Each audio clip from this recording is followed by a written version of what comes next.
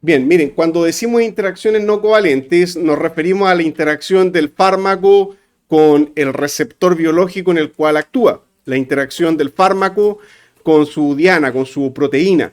Por ejemplo, un receptor de membrana, un canal iónico o una enzima en la mayor parte de los casos. Y casi siempre los fármacos interactúan de manera no covalente con el target. Es muy raro un fármaco de acción covalente. Los hay algunos como por ejemplo los antitumorales alquilantes del material genético. Son casos específicos. Los fármacos en su mayoría actúan de manera no covalente. Entonces se enlaza, no hay una afinidad del fármaco representado por esta molécula orgánica sencilla que tenemos acá en la imagen, un aminobenzimidazol.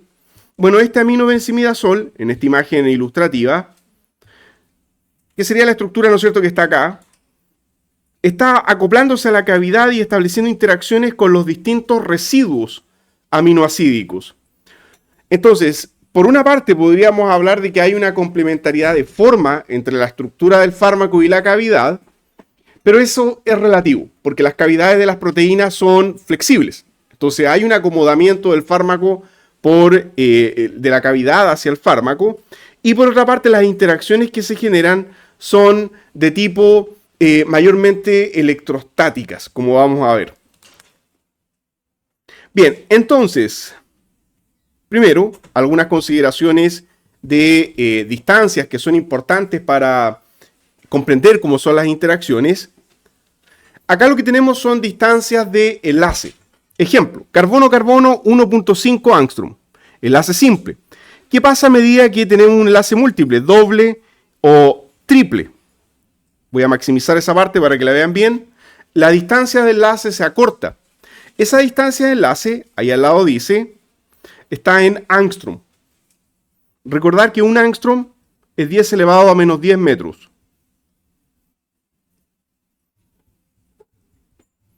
10 elevado a menos 10 metros o 10 elevado a menos 8 centímetros.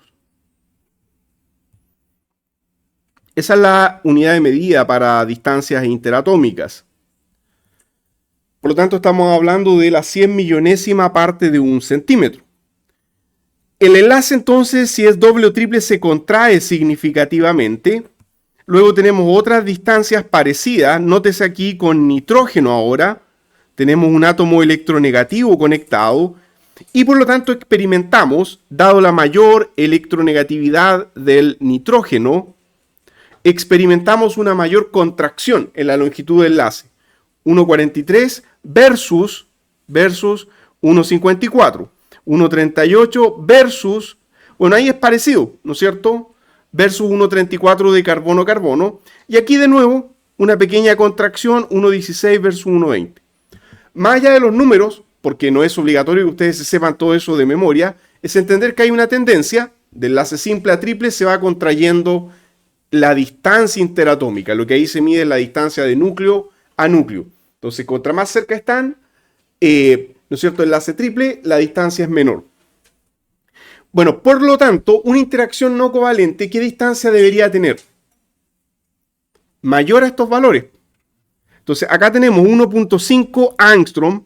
No me voy a detener en todos los números.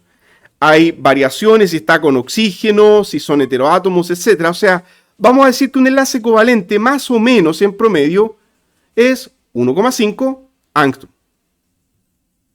Simple, doble o triple, eso, ¿no es cierto?, es variable. Pero ese es un valor aproximado, una muy buena aproximación. 1 angstrom y medio. Por lo tanto, repito, una interacción no covalente tiene que ser mayor. Entonces, una interacción no covalente oscila por lo general mayor a 1,5. La interacción no covalente, y menor por lo general a 5,5. Ahí tenemos un rango. ¿De qué depende eso? Bueno, depende de la forma del fármaco, depende del tipo de interacción, depende del ángulo en el cual se encuentran los átomos en el espacio. Por lo tanto, son muchas variables que determinan la distancia. Ahora, para el caso de carbono e hidrógeno, como el hidrógeno es más pequeño, la distancia del enlace carbono-hidrógeno es solo de alrededor de 1 angstrom, porque el protón es mucho más pequeño que un heteroátomo o que el mismo carbono. Bien, entonces, en esta tablita, vuelvo a recalcar esto, ahí tenemos las distancias más comunes para interacciones no covalentes. ¿Es eso relevante? Claro que sí, porque cuando yo quiero diseñar un fármaco, es distinto si yo quiero hacer un puente de hidrógeno con la proteína o si quiero hacer una interacción hidrofóbica con la proteína. Las distancias y los ángulos cambian. Así que ahí tienen algunos valores promedios que es importante que retengan. Ahora, ¿con quién se lleva a cabo la interacción no covalente entre el fármaco y la proteína? Con los residuos aminoacídicos. Recuerden que las proteínas están formadas por aminoácidos, los cuales forman entre sí enlaces peptídicos, y los residuos quedan expuestos hacia el medio, hacia la membrana, o sea, quedan expuestos hacia el fármaco. Entonces, todos los aminoácidos se concatenan, como bien sabemos, con enlaces peptídicos, y lo que sobra conectado a los aminoácidos son sus distintos grupos o residuos, lo cual hace distinto a un aminoácido de otro. ¿Cuántos aminoácidos son los que forman las proteínas? 20. De esos 20, no olviden, esto no es una clase de biomoléculas ya, pero sí puedo mencionar algunas cosas, que hay 9 que son esenciales. Hay 9 aminoácidos que tenemos que ingerir a través de la dieta, como por ejemplo el ácido glutámico, como por ejemplo el triptófano. Son aminoácidos que no los podemos producir por el metabolismo y tenemos que ingerirlos. Bien, acá tenemos los 20 aminoácidos que se van a ir haciendo camino al andar. Esta tabla la habíamos visto en alguna cátedra pasada, parece que no, ¿ya? Pero lo que me interesa ya, más allá que se traten de memorizar esto por la razón de la fuerza, es que hay en la lógica de las estructuras. El primer grupo de aminoácidos son hidrofóbicos no polares. Por lo tanto, vamos a destacar, tienen un R, un residuo, que no es capaz de formar interacciones favorables con agua de manera significativa. Un protón, en el caso de la glicina o G. Entonces, podemos abreviar el aminoácido con el código de 3 letras o con el código de una letra. Luego, con un metil, eso sería alanina. Tenemos también la valina, isoleucina, isoleucina, prolina, acá la P, prolina, F, fenilalanina, y W, triptófano, o TRP. Hay algunos que no son muy parecidos, ya entre el código de una letra y el código de 3 letras hay diferencias, no son correlativos. Bueno, la L era leucina, la I, isoleucina. Entonces, nótese que los residuos, lo que no forma parte de los enlaces peptídicos, es lo que queda expuesto hacia el medio, hacia la cavidad del target, de la proteína. O sea, es lo que va a tocar y tener interacción mayoritariamente con el fármaco. El fármaco mayoritariamente va a tener interacciones con los residuos, con lo que estamos destacando ahí de color naranjo. Ahora, ustedes dirán, ¿y no puede el fármaco tener interacciones con la cadena peptídica? Sí, en casos particulares, y va a depender del tipo de aminoácidos y va a depender de lo que tenga el fármaco. Cuando hay halógenos a veces ocurre eso y lo vamos a mostrar un poco más adelante. Ya, entonces, algunas observaciones ahí. Esos grupos son hidrofóbicos, lo que significa que no tienen muy buena solubilidad o afinidad por el agua. Y por otra parte, no son capaces de ionizarse. Por eso que ahí dice que hidrofóbicos no polares no experimentan ningún tipo de ionización. No se pueden protonar ni deprotonar a pH fisiológico. A ver, ¿cómo se llama? Si que han descargado el material, tal vez han estado viendo algo de eso. W, ese anillo que tenemos conectado al aminoácido. Está el anillo, nótese que después del anillo viene un grupo CH2. Ahí hay un CH2, ese vértice es implícito un CH2. Pero ese anillo que está ahí no es cualquier anillo, es un anillo aromático, corresponde al anillo indol.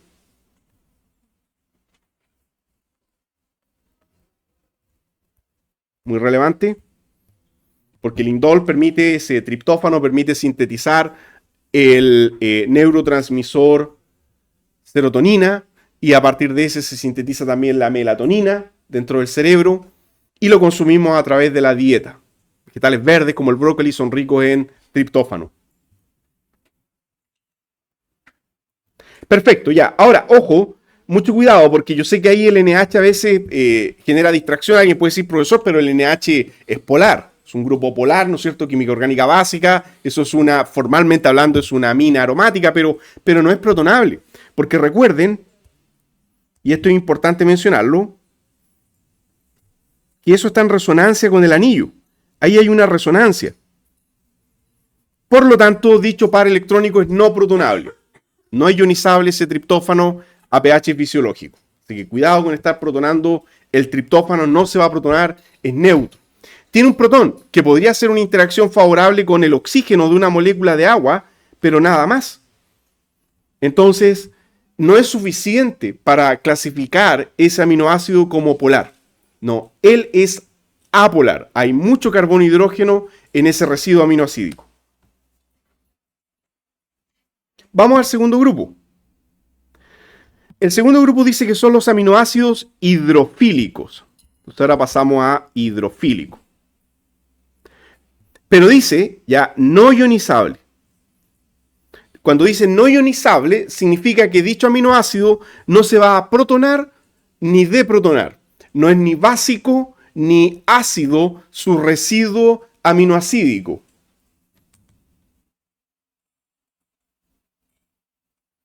Entonces hay clic, memoria de química orgánica 1, ¿qué grupos funcionales son esos? Bueno, ahí tenemos la serina, la cisteína, la treonina, etc. Ya recuerden que esto se puede abreviar con el código de una letra o con el código, ¿no es cierto?, de 3 letras, etc. Ya hay varios, y el último incluso tiene un anillo de benceno Y, esa es la tirosina. Entonces, ¿qué grupo funcional tenemos en el primero? Bueno, en el primero hay un OH, o sea, un alcohol. En el segundo, SH, tiol. Parecido a alcohol, pero con azufre, tiol. Treonina, alcohol.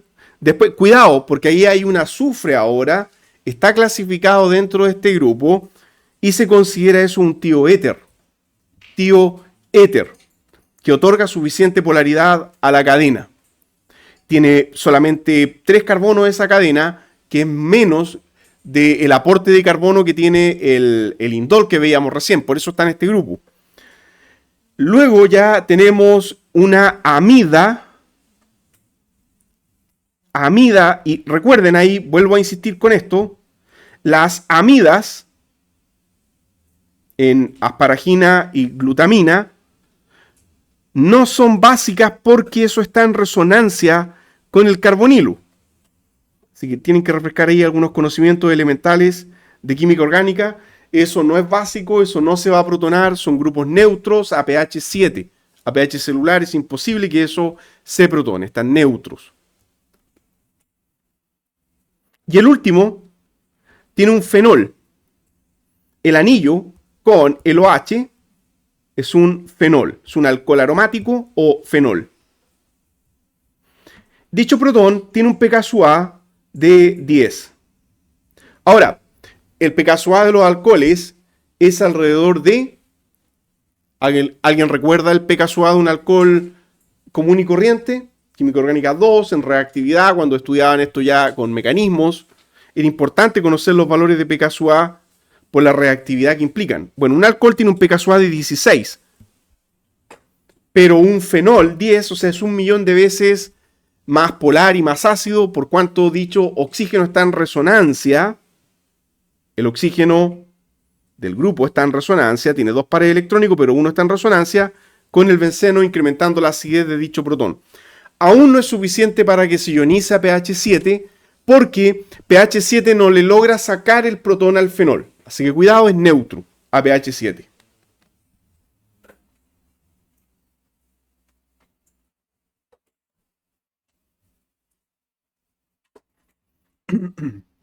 Ya, entonces ahí tenemos esta clasificación bastante simple de esos dos grupos. Recuérdenlo, ahí hay un código de colores que quise colocar de esa manera. Hidrofóbicos, grupo 1, y en contraposición hidrofílicos, el grupo 2. Ahora podríamos hacer una clasificación más general y podríamos decir que los únicos que son hidrofóbicos son los del grupo 1. 1. Y todos los demás, grupos 2, 3 y 4, son hidrofílicos.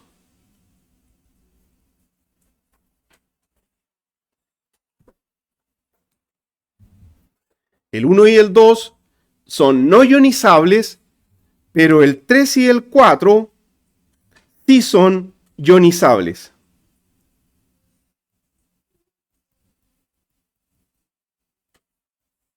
Entonces también ahí tenemos otra forma de razonar y agruparlos, porque es importante que sean capaces de identificar un aminoácido cuando estén en la prueba resolviendo un problema de interacción intermolecular, ¿ya? Entonces serían ionizables el 3 y el 4 y en eso nos vamos a detener ahora. El grupo 3 es bastante cortito. Vamos a ir al ácido glutámico y el ácido aspartico,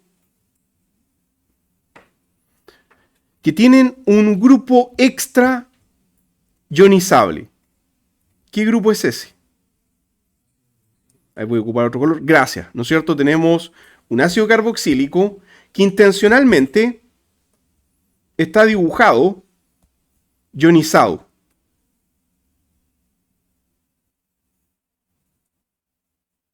Entonces, está dibujado ionizado porque a pH fisiológico, casi siempre hay casos muy raros, dependiendo del entorno aminoácidico, que se ha visto que hay algunas proteínas que preservan el protón, pero esos son casos aislados, estudios muy específicos.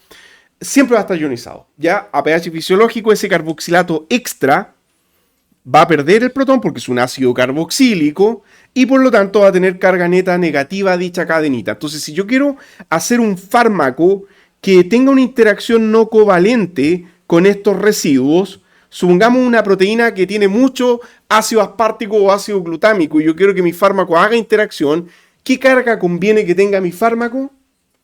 Positiva, muy bien. Tengo que hacer un fármaco electropositivo para que sea atraído por estos residuos de carga neta negativa, ¿ya? Entonces, esa sería la lógica ya de entender los residuos aminoácidicos. Bien, vamos al otro grupo ahora. El último, tenemos 3, son más cortitos, ¿lo ven? Este es el complemento del anterior. Vean que hay una lógica molecular de los seres vivos. Hay muchos investigadores que hablan de que en los seres vivos a nivel molecular hay una lógica molecular. Las cosas todas tienen su razón de ser, todo está perfectamente engranado, pequeñas máquinas moleculares, y hay un diseño detrás de esto. O sea, esto no es al azar, no es un caos. Bueno, tenemos ahí que como complemento a este grupo ahora tenemos los básicos. Entonces destaquemos eso. Entonces serían los aminoácidos básicos, ionizables.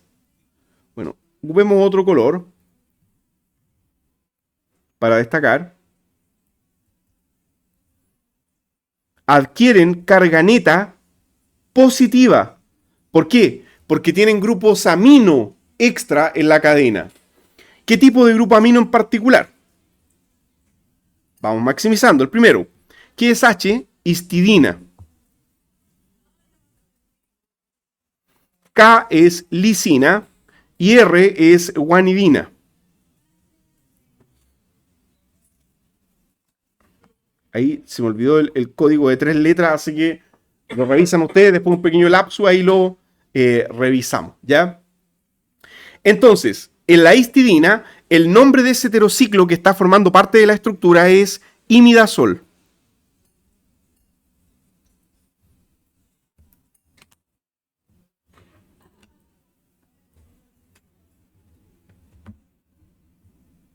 Y el imidazol tiene un pKa de 7.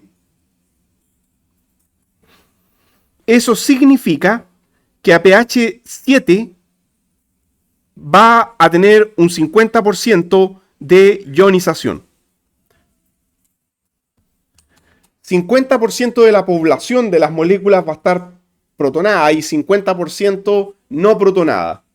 Tiene un pKa de 7 y por lo tanto su grado de ionización va a ser de un 50%. ¿Por qué eso es importante? Porque la histidina es muy común encontrarla en las enzimas, en las triadas catalíticas de las enzimas hidrolíticas. Entonces es muy común que en las enzimas haya histidina en la cavidad catalítica, por cuanto este anillo puede actuar como agente de transferencia de protones. puede captar un protón y luego puede entregarlo, o al revés, puede entregar un protón y luego captar, y así participar de procesos catalíticos, dado esta versatilidad híbrida que tiene, de tomar y entregar en un 50%.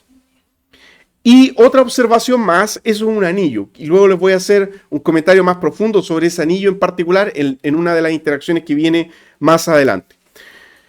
Los otros no son anulares, tenemos un grupo amino primario, entonces esto sería un grupo amonio protonado tal como está, primario, forma parte de la cadena, con carga positiva, esa es la lisina, eso tiene un pKa de alrededor de 9. Ustedes dirán, y profesor, tenemos que sabernos todos esos valores. Créanme, son pocos. Yo estoy colocando aquí valores que son importantes, no porque sí, ¿ya? Cuando veamos fármacos vamos a ver que gran parte de las aminas de los fármacos tienen pKa de 9. Y por eso que tienen protonado el nitrógeno a pH 7. Y eso va a ser importante ¿para qué? Para la interacción intermolecular que haga con el target. Y por lo tanto va a estar protonado en un 100% a pH 7. Usted dirá, ¿y cómo sabe eso? ¿Hizo el cálculo mental? No, miren, sea eso viene con la ecuación de Henderson, uno lo puede calcular, pero como dato, siempre que una amina esté por sobre el pH por 2 unidades, está protonada. Como el pH es 7, el pH celular es 7, si usted está por arriba ya 2 unidades, entonces si el pKa está por arriba 2 unidades, entonces vamos a tener un 100% de protonación. Protonación de la amina. La próxima semana todavía no me confirman la sala para la sección de laboratorios del día martes. Va a haber un taller, un reajuste para que puedan tener los talleres de ácido base y de grupos funcionales, porque en algún momento se pensó que no lo íbamos a tener este año, pero son relevantes. Ya veo a muchos con caras de colgado, entonces ahí vamos a reforzar todo esto de ácido base y grupos funcionales. Se les va a notificar oportunamente. Entonces, al estar protonado un fármaco con carga positiva, va a hacer una interacción favorable en la cavidad con, por ejemplo, aminoácidos negativos. Bien, y en el último caso, ese grupo de 3 nitrógenos y un carbono central es el grupo guanidino, que tiene un pKa de 12.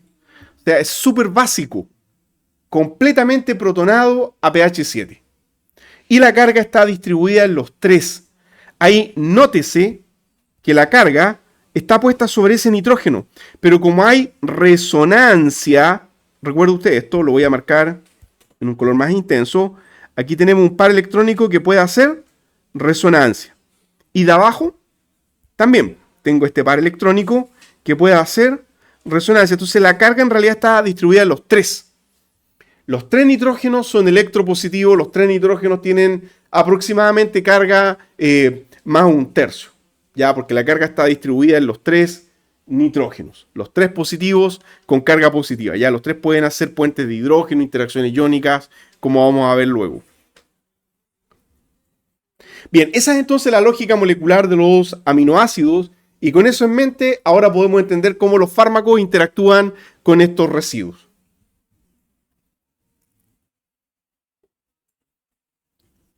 Primero, el descubrimiento de las interacciones intermoleculares comenzó aproximadamente durante la segunda mitad del siglo XX. No solamente para fármacos receptor, sino como dice ahí, en otro tipo de moléculas como en cristales. Se vio también que las interacciones intermoleculares eran responsables de la solubilidad en agua o no en agua de las sustancias químicas y eran responsables de la estructura de las macromoléculas.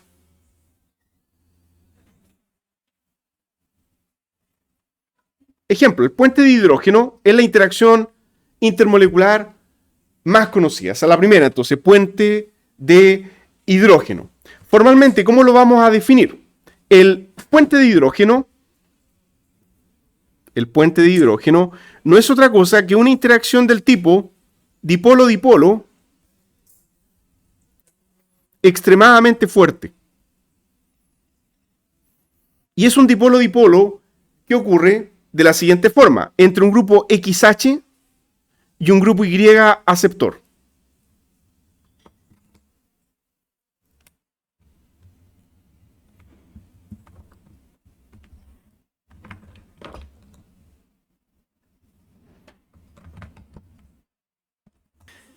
ocurre entre un grupo XH, la interacción, y un grupo Y aceptor.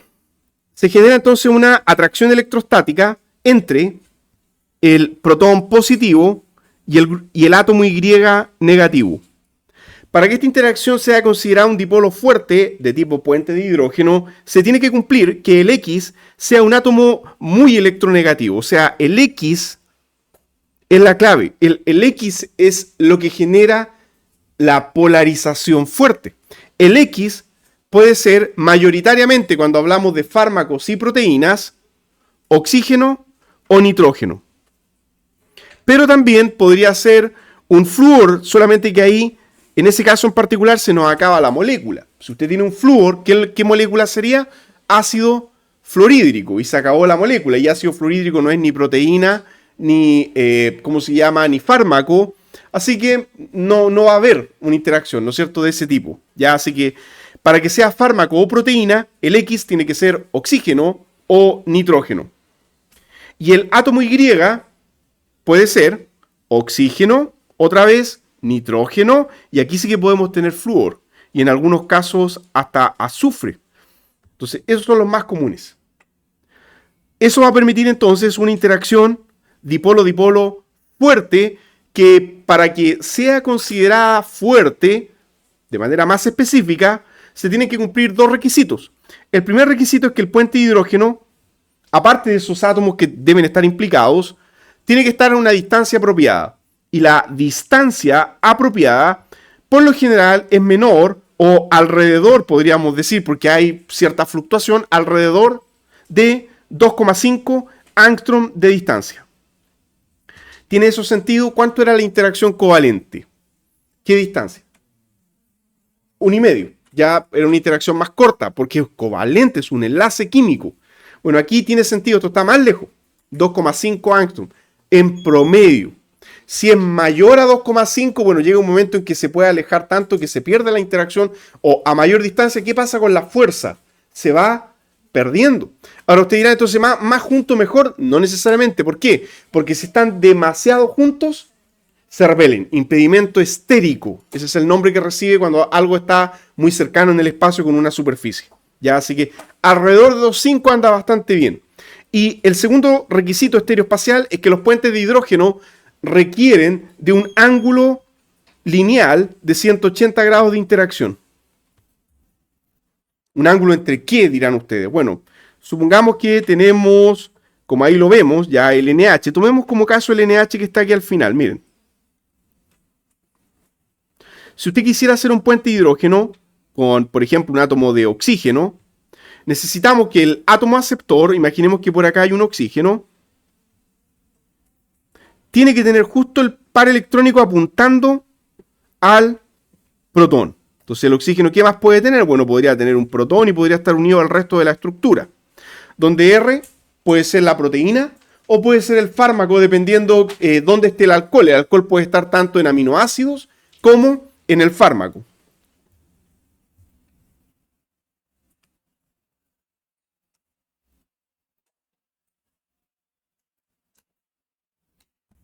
Ya, volviendo entonces a esto, tenemos que ahí se tiene que dar un ángulo de 180 grados y por lo tanto, si yo lo visualizo desde ese punto de vista, la interacción entre el aceptor ya y el protón pareciera que no está, pero fíjense en lo siguiente. Ya, si yo digo que aquí se forma un puente de hidrógeno, voy a hacer un poco más detallada la interacción. Recuerden que el protón es circular.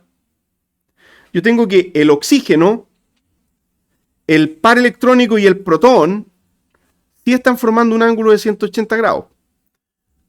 ¿Me entienden? El oxígeno, que forma parte del aceptor, su par electrónico y el protón están en línea recta. Eso es lo que se tiene que cumplir. Si eso no se cumple, la interacción no es buena. Ahora, ¿cómo entendemos esto a nivel orbital? Esto mismo, visto desde el punto de vista orbital, sería N, el protón. Recordar que esto, ¿no es cierto?, tiene ahí el par electrónico. Y desde el punto de vista orbital es como dibujarlo de esta forma, que el oxígeno tiene ahí su nube orbital apuntando hacia allá. Aquí hay otro par electrónico apuntando para el otro lado. Y tenemos, ¿no es cierto?, el protón y el grupo R. Recuerden que el oxígeno, ¿cómo es? Electrónicamente es tetraédrico, molecularmente angular. Bueno, tenemos entonces que la interacción es favorable porque hay un buen solapamiento orbital. ¿Orbital entre quién? Entre la nube electrónica del protón y la nube del par electrónico. Entonces ahí vemos que hay un encaje perfecto. Si el oxígeno está medio ladeado, no va a funcionar. O sea, por ejemplo, no forma puente de hidrógeno. Esto no va a ocurrir entre el protón y ese par electrónico que está allá abajo. Eso no, porque ese par electrónico está mirando para otra parte. Entonces tiene que estar frontal. El protón con el par electrónico aceptor deben ser 180 grados de interacción. Si eso está medio torcido, la interacción es débil, pierde energía. Entonces hay un espectro de energía para el puente de hidrógeno. Ya, y la distancia, eso es lo que acabamos de decir, esta distancia D, que la medimos del protón al oxígeno, esa distancia D es una distancia de alrededor de 2,5 angstrom. La mayoría fluctúa en ese orden. Dice ahí que estos puentes de hidrógeno tienen el siguiente valor de energía. Dato importante también, miren, de 1 a 40 kilocalorías mol. Entonces, eso es muy grande. Ustedes dirán, ¿y cuánto es la energía de un enlace covalente? 80 kilocalorías mol o más. O sea, el puente de hidrógeno equivale a qué cosa? A la mitad, cuando está en su máximo valor, 40, un puente de hidrógeno equivale como a medio enlace químico en energía. Por eso es que esta interacción es tan relevante. ¿Y qué pasa si el fármaco hace 2 puentes de hidrógeno con la proteína? Significa que es como si se estuviera conectando covalentemente con la proteína. O sea, la interacción sería tan fuerte como un agarre covalente. ¿Se entiende? Entonces, por eso es que estos valores son importantes. Nos permiten entender la tenacidad de unión. Ahora, ¿cuál es el valor promedio? Alrededor de 5. ¿De qué depende el valor que tenga? De la distancia de interacción y del ángulo en el cual interactúen. Son fuertemente angulares y ahí está lo que acabamos de decir, que la interacción tiene que tomar un ángulo de 180 grados o si no, no hay un buen solapamiento orbital.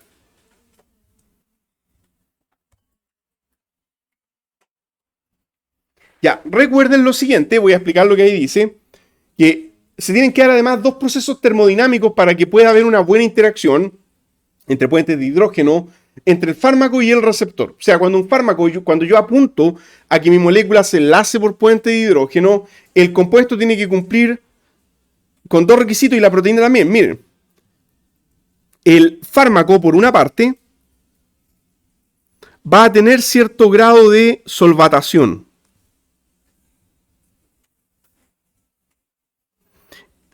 Y por otra parte, la proteína que va a recibir a este fármaco, la proteína, también tiene agua en la cavidad. Entonces, para que haya una buena interacción, el fármaco tiene que desprenderse del agua de solvatación.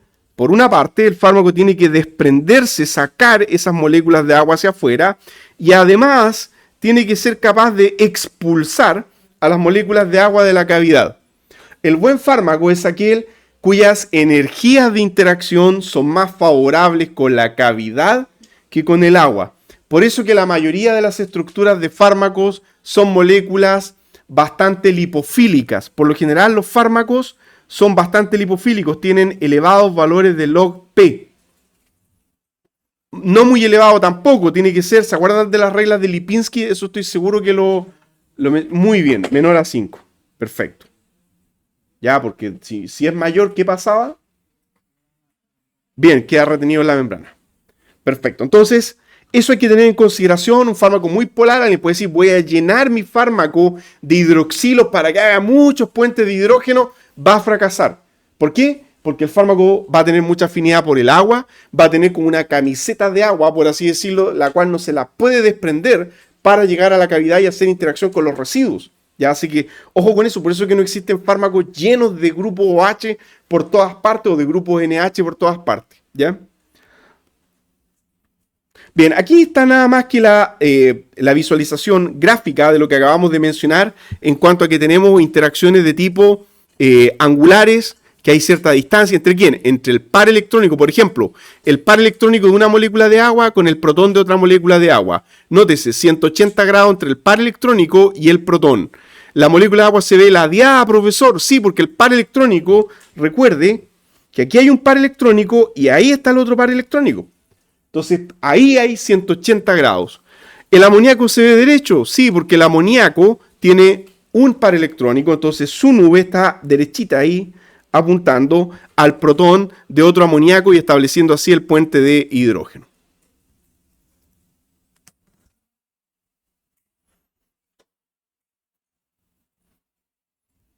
Dice, indique cuál es el orden correcto de menor a mayor fuerza de puente de hidrógeno para un mismo átomo aceptor. El átomo aceptor Y es el mismo en todos los casos.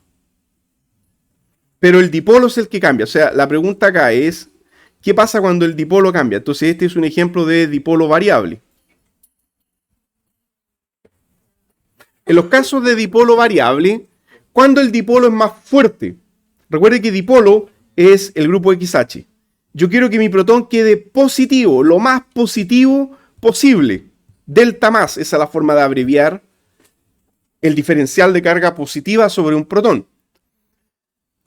¿Por qué digo diferencial? Porque el átomo electronegativo atrae los electrones hacia sí. Ahí, ¿no es cierto? Hay una atracción vectorial, está tirando y por eso que el protón queda electropositivo. Entonces, ¿cuándo la carga positiva es más fuerte? Cuando el grupo X tiene mayor electronegatividad. Muy bien, una alta electronegatividad. Entonces, ustedes tienen que recordar valores básicos. El flúor, su electronegatividad es 4,0, esto es de tabla periódica. El oxígeno es 3,5 y el nitrógeno es 3,0. Entonces, el dipolo más fuerte es, muy bien, es la B, porque acá la interacción, ¿no es cierto?, sería con el dipolo más intenso, después con oxígeno y después con nitrógeno.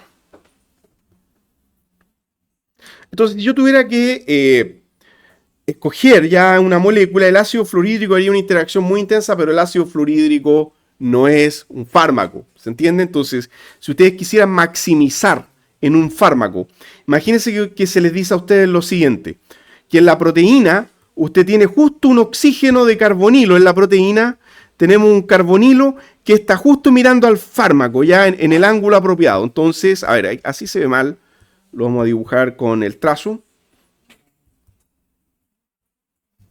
Entonces, en la proteína usted tiene un carbonilo en la estructura del sitio activo. Tenemos que hay un carbonilo y queremos que el fármaco haga, ya no flúor, el fármaco, que con un protón polar haga un puente de hidrógeno. Muy bien, ¿qué me conviene? Que ese puente de hidrógeno, para que sea más intenso, si es que el ángulo ya lo tengo, ¿cuál de los dos va a ser más intenso? Oxígeno. Entonces, si el oxígeno me da el ángulo, priorizo poner oxígeno. Si el oxígeno no me da el ángulo, bueno, no me quedará otra que colocar nitrógeno, ¿se entiende? Porque el ángulo de oxígeno y de nitrógeno son diferentes, no olviden eso. Además está el factor protonación. Un oxígeno no se protona, un nitrógeno sí se protona. Entonces, si al protonarse el nitrógeno, el ángulo se altera, se perturba, tal vez no nos va a servir, ¿ya? A tener en cuenta eso también. Segundo problema, ahora al revés, el dipolo es el mismo.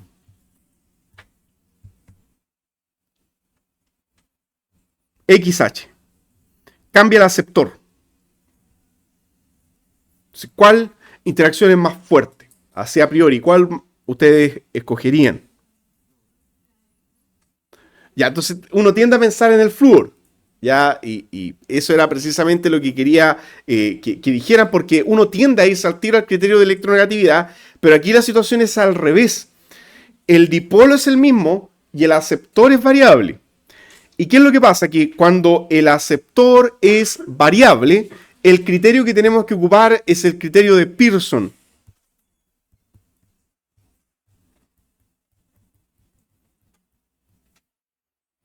Que dice lo siguiente, que el mejor aceptor, ya, el mejor aceptor es el átomo más blando. Yo sé que esto no lo vieron en teoría ácido-base, que se llama la teoría ácido-base de Pearson, que clasifica las moléculas en duros y blandos. Así como Lewis clasificaba en nucleófilo, electrófilo. ¿Se acuerdan? Ácido de Lewis es un electrófilo, base de Lewis es un nucleófilo. De ahí venía esa clasificación de Lewis. Bueno, Pearson clasifica la sustancia en dos tipos, en duros y blandos. Entonces, vamos a decir que un átomo blando es un átomo de elevada refractividad molar. Es un átomo de elevado volumen molar. Es un átomo grande y por lo tanto, en resumen, el átomo blando es el átomo más polarizable. El átomo más polarizable es el átomo que puede donar mejor su par electrónico para formar la interacción. Entonces, ¿cuál es el problema con el flúor? El flúor es un átomo pequeñito. El flúor trata de retener sus electrones. Es un átomo pequeño, compacto, es un átomo duro.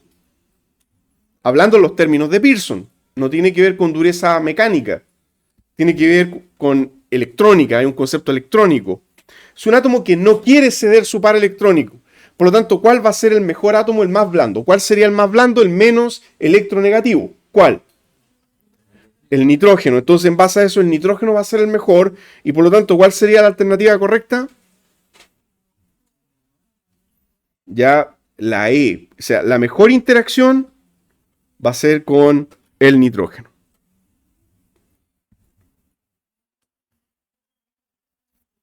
Puedo tener un residuo aminoacídico con flúor.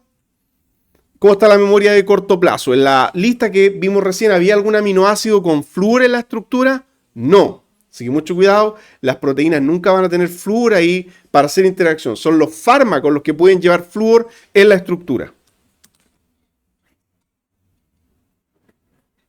Ya, y eso lo dejamos ahí. Vamos ahora a interacciones hidrofóbicas. Las interacciones hidrofóbicas, pasamos a la siguiente, ahora, o sea, vemos ahora la contraposición, ¿ya?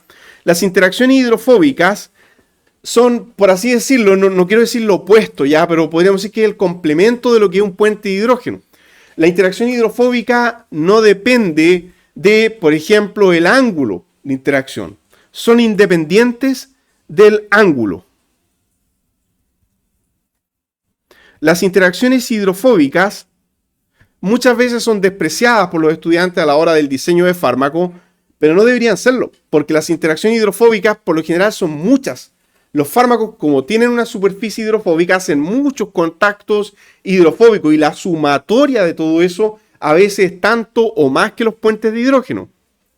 Sus valores, dice acá, que generalmente llegan hasta 2 kilocalorías mol, o sea, la mitad o menos del promedio de los puentes de hidrógeno. ¿Y a qué se deben? A el desplazamiento de agua dentro de la cavidad. La interacción hidrofóbica tiene, por lo tanto, lo que se llama un componente entrópico. La interacción hidrofóbica incrementa la entropía del medio. La interacción hidrofóbica ocurre cuando las dos superficies, la interacción entre las dos superficies es más intensa que la solvatación que experimentan por el medio. Entonces, nótese que aquí, por ejemplo, el fármaco, ya suponiendo que este es el fármaco, imaginemos que este es el fármaco, marquémoslo en otro color, y aquí al lado tenemos la proteína P. Vamos a decir que cuando desplazan el agua, la energía de interacción ahí es mayor, tenemos una buena energía de interacción fármaco-proteína. Una energía de interacción superior a cuando las cosas están así solvatadas. Son como las 2 gotitas de aceite que se juntan en la ensalada, ¿no es cierto? Uno ve que las gotitas se juntan, se aglutinan. ¿Por qué? Porque desplazan el agua que hay entre medio y prefieren interactuar esas moléculas, esas superficies entre sí mismas. Hay mayor atracción entre la superficie molecular de, en este caso, fármaco y proteína, que con el medio, o sea, que con el agua. desplazan agua, sacan agua. Y por lo tanto, si el agua sale, para que ellas entren en contacto, esa agua al salir aumenta la entropía, el grado de desorden del medio. Aquí hay otro ejemplo al lado, ya suponiendo ahora otras estructuras con otra forma, una aglutinación ya de distintas estructuras, donde tenemos que esta es una molécula anfifílica, donde una parte es hidrofóbica en naranjo, y si las dejamos en agua, la parte hidrofóbica se va a aglutinar. La parte hidrofóbica se va a aglutinar en color naranjo, mientras que la parte hidrofílica va a estar en contacto con agua. Todo lo hidrofílico va a estar en contacto con agua y lo hidrofóbico va a estar en contacto entre ellos. Y esas interacciones no dependen del ángulo, son independientes del ángulo en el cual se estén tocando o interaccionando. ¿Okay? Así que las interacciones hidrofóbicas son por un componente entrópico de desplazamiento de agua y contacto entre superficies que es más favorable que el contacto con el agua.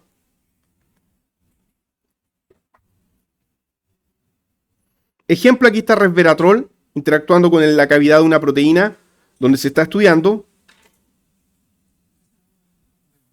Ya en azul está la cavidad de la proteína de interés, que es una proteína relacionada con cáncer, y ahí está resveratrol, que es un componente muy bien extraído del vino tinto, o en general de jugos de uva, de frutos rojos ya. ¿Y qué es lo que pasa? Que el resveratrol establece varias interacciones hidrofóbicas con los residuos de esta cavidad, y dichas interacciones están representadas en esta imagen por color gris. Entonces, si las destacamos, son todos estos contactos superficie-superficie. ¿Ok? Y hay varios más mostrados ahí. Los contactos superficie-superficie son contactos favorables porque entre medio, pregunta, si por ejemplo consideramos la tirosina que se muestra acá arriba, ya esta tirosina, con el anillo de benceno del resveratrol, entre medio, ahí donde están ocurriendo las interacciones, ahí entre medio, ¿hay agua? No, ¿ok? Ahí no hay agua. Entonces, cuando se acercan, el agua sale y hay contacto superficial favorable entre el fármaco y la proteína. Entonces, aquí abajo, entre medio de la fenilalanina y la superficie larga del resveratrol, ahí entre medio hay agua, tampoco. Solo hay contactos carbono-carbono favorables, hidrofóbicos, ya como el aceite con el aceite. ¿Ok? Y el agua salió de ahí. Entonces las interacciones hidrofóbicas permiten que se adhiera al fármaco al receptor sacando el agua de la cavidad que estorba. Entonces el agua es un enemigo a la hora de hacer interacciones fármaco-receptor, salvo situaciones particulares donde se forma una interacción mediada por puente de agua, como vamos a mostrar a continuación. Ya, hay otras interacciones, después vamos a hablar de ellas. También hay puentes de hidrógeno ahí. Pero pasemos a sería la tercera ahora, las interacciones de Van der Waals. Y estas son un poquitito más abstractas, las vamos a explicar y vamos a decir que son de las más débiles. No es lo mismo que interacciones hidrofóbicas. Interacciones de Van der Waals son diferentes. Entonces, primero, no son interacciones hidrofóbicas. Segundo, son interacciones muy débiles. Y tercero, las interacciones de Van der Waals, todas las superficies las experimentan. Por ello, no se consideran a la hora de hacer diseño de fármaco. No vamos a estar pensando en cómo incrementamos las interacciones de Van der Waals. No, no es un punto a considerar, no es una energía relevante a tomar en cuenta. Las interacciones de Van der Waals se definen como dipolos-dipolos inducidos transitorios. Y estos dipolos inducidos transitorios ocurre porque en una escala de tiempo muy pequeña se generan dipolos inexistentes que luego desaparecen. Entonces esto ocurre en una muy pequeña, en una menor escala de tiempo.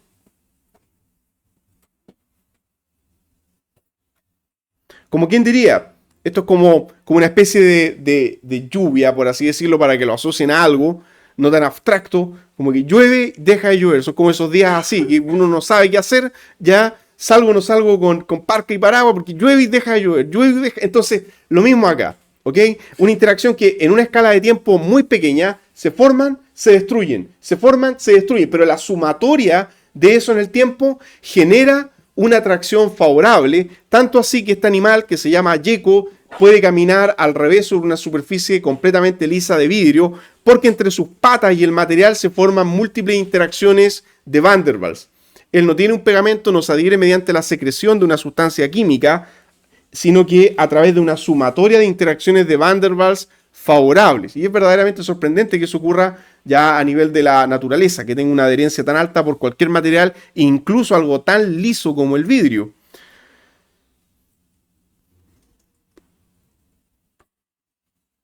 Entonces, acá está la explicación ya de las fuerzas de Van der Waals, también conocidas como fuerzas de dispersión o fuerzas de London, o sea, dipolos transitorios. Esto que está acá está para ilustrar la interacción. Voy a maximizar solamente dos moléculas que corresponden a butanos. Entonces tengo butano con butano. El butano, recuerden que es un gas y es el componente del gas licuado. ¿Cómo es que el gas pasa de estado gaseoso a líquido? En el gas licuado, literalmente lo que ustedes tienen dentro del galón de gas es un líquido. ¿Cómo llegó a estado líquido? Usted dice, porque lo he comprimido. Sí, pero es que hay algunos gases que por más que uno los comprima siguen siendo gases. Ya hay algunos que cuesta mucho que pasen a estado líquido. Pero ustedes lo comprimen, pasa a estado líquido porque al comprimirlo las moléculas se acercan. ¿Y qué pasa cuando las moléculas se acercan? Se tocan en el espacio. ¿Y qué pasa cuando se tocan? Se generan dipolos inducidos transitorios porque las nubes electrónicas se repelen. O sea, si lo vemos desde este punto de vista de acá, este lado, por ejemplo, que tiene electrones ahí en su superficie, estos electrones repelen, entonces aquí están los electrones, estos electrones repelen a los electrones del frente, haciendo que los electrones del frente huyan, migren y se van a la otra cara de la molécula y se acumulan en la otra cara de la superficie molecular, dejando ese otro costado electropositivo. Y electropositivo se atrae con electronegativo y ahí se forma la atracción, ¿se entiende? Entonces tenemos una atracción, pero ¿de qué tipo? Transitoria. Porque eso fue inducido en una escala de tiempo muy pequeña. Como una pequeña descarga eléctrica, por así decirlo, pero que luego se regenera y vuelve a la normalidad. La sumatoria de todas esas interacciones es lo que explica que el gas ahora pasó a estado líquido.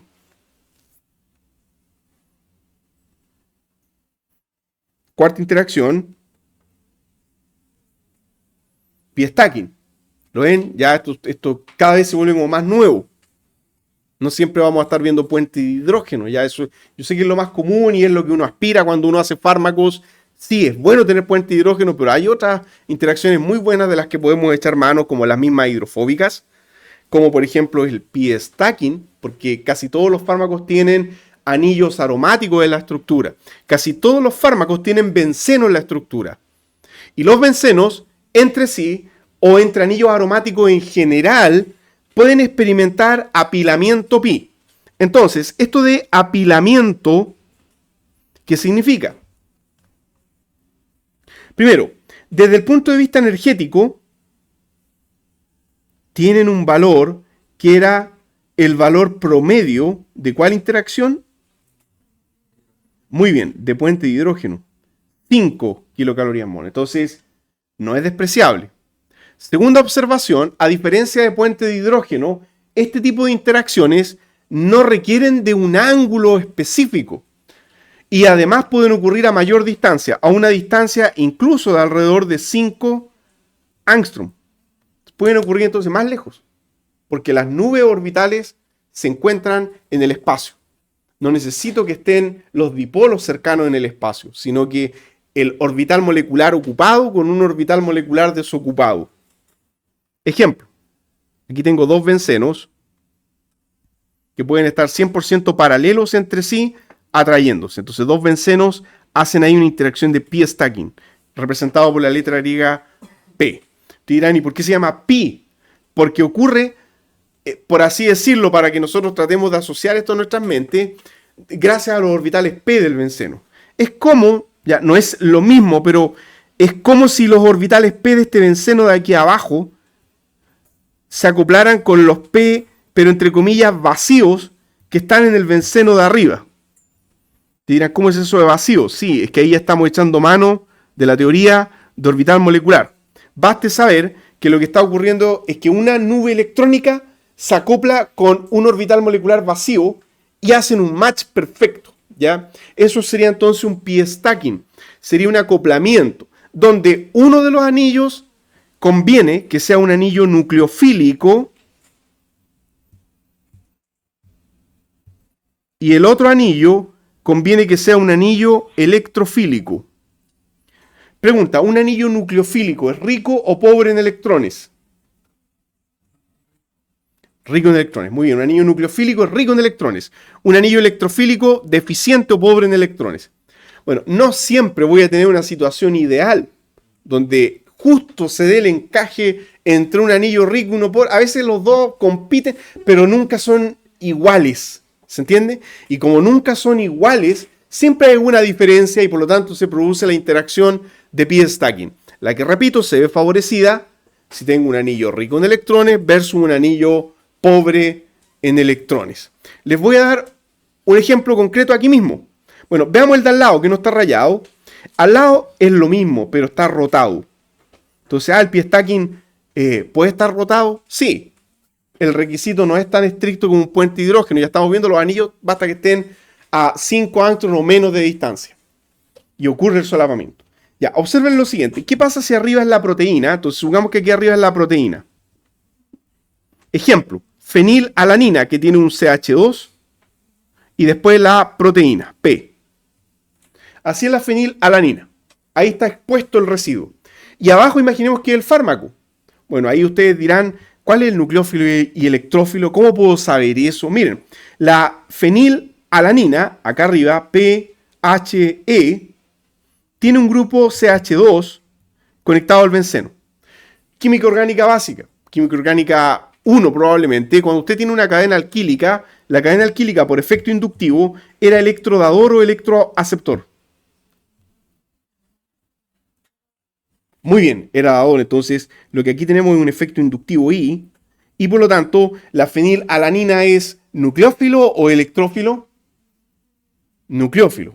Entonces, muy bien, tenemos que este es nucleófilo. Entonces, en mi fármaco, ¿qué me conviene conectarle al benceno? Entonces, aquí abajo está el fármaco, ¿ya? Mire, pregunta, ¿qué conviene conectar acá? Yo quiero que mi fármaco haga un buen pi stacking y sé que esa fenilalanina se ancla perfecto con mi fármaco. Yo quiero potenciar esa interacción. Entonces, aquí viene la lógica ahora del diseño. Yo quiero conectar a mi fármaco, ya R el resto de la estructura. Voy a conectar acá en X algo que mejore esta interacción, o sea, algo que haga que mi fármaco sea un electrófilo. ¿Qué cosa? Les voy a dar dos alternativas. Imaginemos que ahí podemos conectar un alcohol o imaginemos que ahí podemos conectar un átomo de flúor. ¿Ya? Entonces, ¿qué me conviene conectar para que mi benceno sea más electrofílico?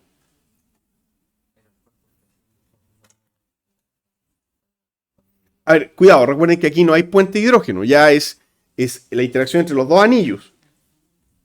Entonces, ya, perfecto. Miren, los dos, voy a hacer este pequeño análisis corto. Los dos tienen pares electrónicos. Los dos pueden hacer resonancias al anillo. Eso está claro. Los dos pueden entregar por resonancia al anillo, pero uno de ellos es desactivante del anillo, como lo es el flúor, porque es fuertemente electronegativo. El flúor genera anillos de benceno deficientes. Química orgánica 1, cuando ustedes estudiaban eso, ¿cuál era la explicación? Que el átomo, bueno, tal vez no le decían que era por la dureza del átomo, sino que la resonancia no es muy buena porque retiene el par electrónico y por lo tanto prima el efecto inductivo. Entonces desactiva al anillo, lo hace menos reactivo, en otras palabras, lo hace más electrofílico. Entonces se incrementa la electrofilia del anillo si colocamos un átomo de flúor. Entonces preferiríamos poner un flúor que un oxígeno. Y así el solapamiento sería más intenso. entre nuestro fármaco y la proteína. De hecho, es una estrategia bastante común. Se ha visto que moléculas completamente inactivas, usted le coloca un flúor en la estructura y gana actividad. O a veces cosas que se unen, flúor mejora la actividad. ¿Ya? Así que el flúor tiene un efecto muy potente en química medicinal porque muchas veces dispara la actividad de los fármacos porque le incrementa la electrofilia. Entonces no olviden eso porque se nos va a repetir el flúor en algunos casos. Si fluoramos un fármaco, incrementa la electrofilia del fármaco. ¿Ya? Así que no olviden eso. No podemos llegar y fluorar a tonta y a loca porque a veces sintéticamente no se puede. Pero si usted fluora un fármaco, se incrementa su electrofilia. Sobre todo si el flúor está en un anillo aromático. Recuerden, aromático no siempre es benceno. Puede ser cualquier otro tipo de anillo que cumpla las reglas de Hickel. Ya, y por si eso les parecía raro, miren también cómo se pueden acoplar así de lado. Y esas interacciones se llaman interacciones pi-T. Porque claro, es como una T, pero al revés, ¿no es cierto? Se ve como si fuera una T al revés. Sí. ¿Cómo tal añadir el flúor en este caso? ¿No volver los fármacos más tóxicos? A veces sí. Sí, esa es una buena observación porque a nivel hepático no siempre se puede metabolizar algo fluorado, sobre todo si está polifluorado. Entonces ahí uno juega con la cantidad. Un átomo de flúor a veces es más que suficiente, ¿ya? Así que sí, gracias por la observación. Y tenemos aquí al lado entonces ahora que pueden ser también de tipo perpendicular, llamada interacción pi-T. Todas las interacciones de pi-stacking tienen además un componente hidrofóbico, o sea, nunca, ojo con eso, a ver, para no rayar ahí, voy a hacerlo en esta última imagen, nunca en un pi-stacking va a haber agua entre medio. Hay un componente hidrofóbico. Cuando los anillos se acercan, sean paralelos o en T, desplazan al agua del medio. El agua no queda entre medio, así que cuidado con eso, ¿ya? Nunca va a haber agua entre medio de una interacción de pi-stacking. ¿Cuándo va a haber agua entre medio? Cuando el agua hace de puente en interacciones de puente de hidrógeno. Entonces, a veces el agua puede ser puente, sí. A veces el agua puede ser puente, pero nunca en una interacción de pi-stacking. Solamente en algunos casos particulares de puentes de hidrógeno mediados por agua. Ya, entonces, profesor, una imagen más gráfica. Aquí están, ¿no es cierto?, los orbitales. Lo mismo, ahí están las nubes dibujadas con mayor detalle. Ya, eso es nada más que para ilustrar este sándwich, este como apilamiento, ¿no es cierto?, que se da entre un anillo y otro. Como son anillos aromáticos, recuerden que son planos. O sea, si por ejemplo en la prueba saliese algo así. Ya, la proteína tiene ahí una fenilalanina.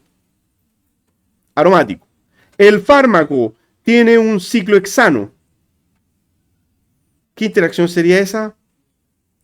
A ver, cuidado. El fármaco tiene un ciclohexano. Entonces, claro, el ciclohexano no es aromático. Entonces, esto sería una interacción hidrofóbica solamente. Así que vean bien la estructura. Nunca algo va a estar mal dibujado. Ya no va a ser que, se me olvidó dibujarle el doble. No. Sino que si es un ciclohexano, no es pi-stacking, es solamente contacto hidrofóbico. El pi-stacking es más fuerte que una interacción hidrofóbica. Hidrofóbica era alrededor de 2 kilocalorías mol. Esto es 5 kilocalorías mol. Así que estamos hablando de más del doble, ¿ya? Pi-stacking entonces más intenso y los pi-stacking hoy día son súper importantes para el diseño de fármacos. Y los pi-stacking con el tiempo se descubrió que estabilizaban la doble hebra del ADN. Esto es nada más por un fin pedagógico ya que quiero mostrar. Fíjense que cuando las bases nitrogenadas interactúan en el ADN, una base púrica que tenemos acá, una purina, establece interacción con una pirimidina acá al frente mediante puentes de hidrógeno. Ahí tenemos un puente de hidrógeno, otro puente de hidrógeno y no hay más. Porque acá es carbono-hidrógeno, cuidado. Ahí no hay puente de hidrógeno con el oxígeno que se muestra a la derecha. Bueno, aparte de ese puenteo, la base que está arriba con la que está abajo, como son aromáticas, ahí está la segunda imagen, hacen pi-stacking. Entonces este hace pi-stacking con este de acá y también está haciendo pi-stacking con el otro, porque es completamente aromático. Los dos anillos están haciendo este sándwich orbital. Usted dirá, pero ahí se ve lejos. Sí, pero es que eso es un esquema. En la realidad no está tan lejos. Los anillos están uno al lado del otro. Entonces, 5 angstrom, suficiente para que haya interacción de pi stacking. Y así el ADN se va estructurando y adopta su estructura helicoidal tridimensional. Ya la estructura de hélice que tiene el ADN, doble hélice. Y el pi stacking también se podría ocupar en transporte de fármacos. Ejemplo, sí, le escucho.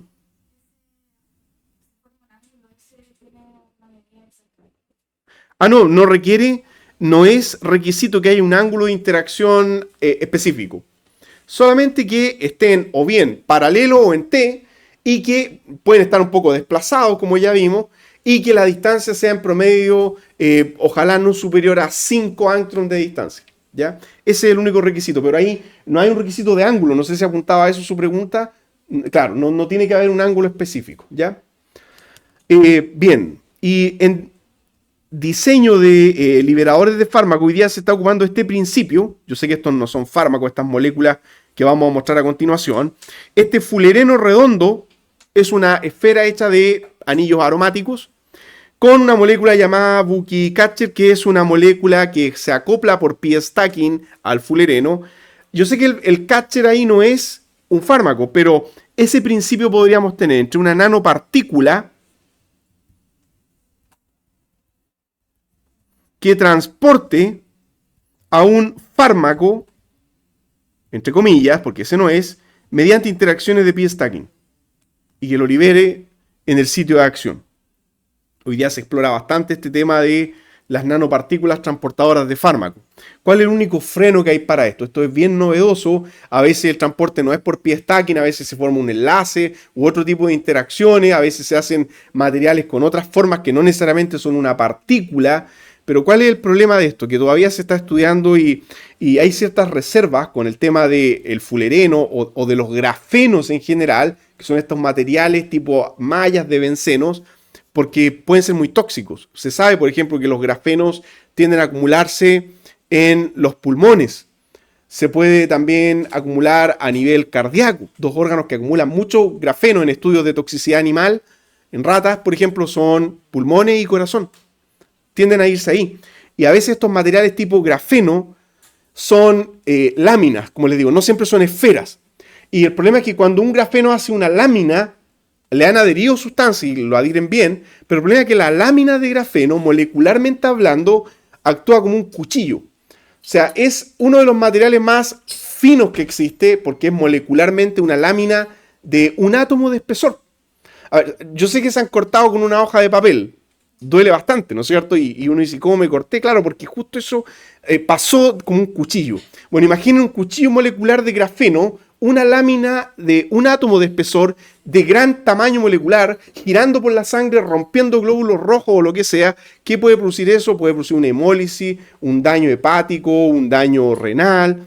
Obviamente en todos los órganos donde vaya a acumular se va a causar daño. Entonces se está estudiando este tema de los materiales, ya los nanomateriales, pero la toxicidad todavía deja mucho que decir. Falta poco para el primer recreo. Otras interacciones para culminar, dice acá, le siguen en importancia las interacciones iónicas por formación de puente salino. Ejemplo, entonces si quieren colocarle nombre a esto, se llama puente salino. Entonces tenemos acá puente salino. El puente salino o interacción iónica, ya, puente salino, tal cual, o interacción iónica, requiere necesariamente que hayan dos cargas opuestas. Entonces, obviamente no va a ocurrir entre dos cargas iguales, requiere que hayan dos cargas. A veces uno dice, ¿y si hay solo una carga? Ahí tiene otro nombre. Ya, pero primero expliquemos esto. Cuando hay dos cargas opuestas, la interacción es entre el núcleo con el núcleo del otro átomo. ¿Se entiende? O sea, me refiero, medimos de núcleo a núcleo, pero técnicamente es el anión oxígeno con el catión nitrógeno. El anión oxígeno con el catión nitrógeno. En este caso, se muestra una interacción iónica muy fuerte, es una interacción potente esta, porque ocurre entre un carboxilato y entre un amonio. Y esta interacción se van a acordar de mí cuando la veamos en diseño de antihistamínicos H2. Ahí vamos a ver que ciertos antihistamínicos establecen ya la interacción de ese tipo. Así que es una interacción fuerte. Calza perfecto, es que tiene un acoplamiento pero exacto. Ya ahora te dirán, pero se están acoplando con el protón. No, cuidado, la interacción iónica es lo que marqué en naranjo. La interacción iónica o el puente salino es entre el anión, recuerden que esto tiene menos un medio y menos un medio porque está en resonancia la carga negativa. ¿Con quién? Con el catión nitrógeno. Entonces hay una distancia en diagonal ahí que es mayor a un puente hidrógeno. Y esa interacción puede verse a su vez reforzada, como en este ejemplo en particular, entre la interacción delta más del protón con el menos del oxígeno. Entonces ahí tendríamos puente de hidrógeno. Y al mismo tiempo puente salino. ¿Se fijan? Hay un 2 por 1 ahí.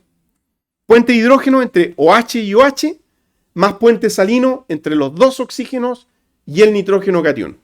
Así que son dos interacciones, participando dos interacciones al mismo tiempo.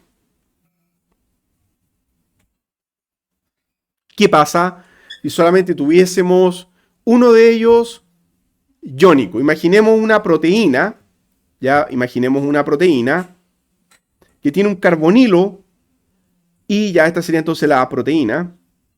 Tiene un carbonilo y aquí yo tengo el NH3+ del fármaco.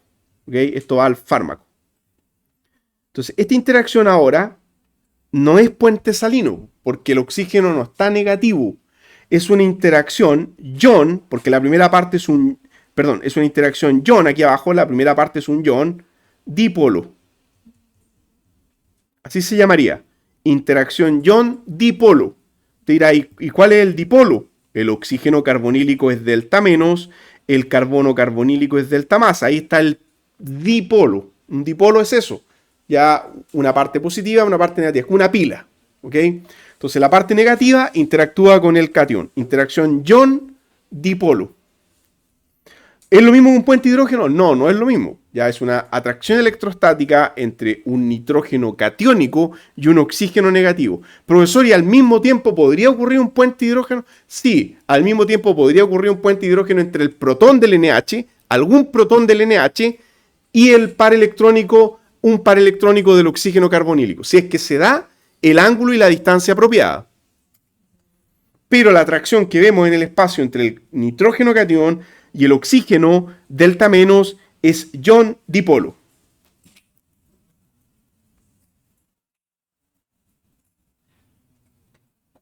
Otra interacción para título ahí, pi catión. Pi catión. No es lo mismo que pi stacking. ¿Como que se turnan las interacciones? ¿O ocurren al mismo tiempo? Ocurren al mismo tiempo. Son simultáneas, sí. Claro, no hay un juego que me despego y vuelvo, sino que ocurren simultáneamente. Estamos ya terminando casi para el primer recreo ya. Miren, aquí tenemos el picatión. Con esto termino ya este primer bloque. El picatión ocurre entre nitrógeno positivo, porque eso es un catión, ¿no es cierto? Un nitrógeno positivo. Ahora ustedes dirán, profesor, ¿y el fármaco podría tener otro átomo positivo? Es muy poco probable. Yo no conozco ningún caso. Si ustedes encuentran un fármaco con átomos positivos que no sean nitrógeno, por favor me avisan, ¿ya? O como esto va a quedar ahí en YouTube, me dejan un comentario. Encontré este paper, ahí está la cita, fabuloso. Ya a veces siempre se descubren cosas nuevas, ¿ya? Pero para finalizar, siempre la carga negativa en un fármaco va a ser un N+, porque no puedo tener un C+. Si usted tuviera un C+, eso sería un carbocatión. ¿Y cuál es el problema de los carbocationes? Que son tremendamente electrofílicos, inestables, con octeto incompleto y son alquilantes de material genético. Se van a unir al ADN y van a causar tremendo daño como efecto adverso.